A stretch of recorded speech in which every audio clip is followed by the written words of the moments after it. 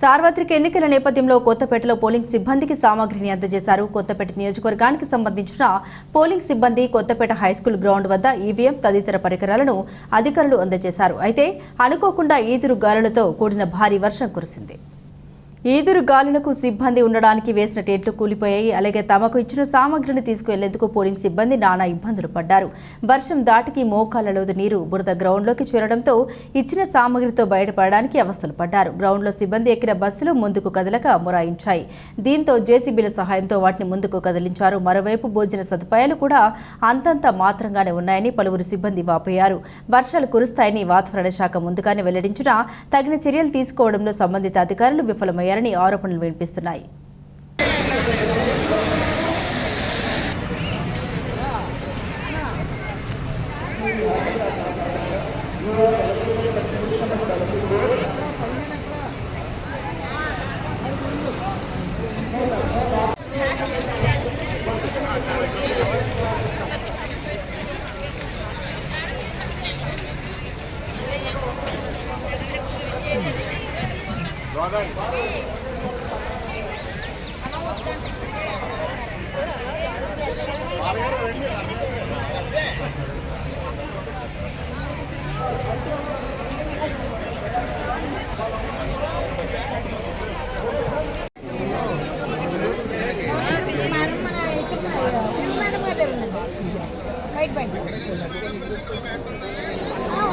చూసాను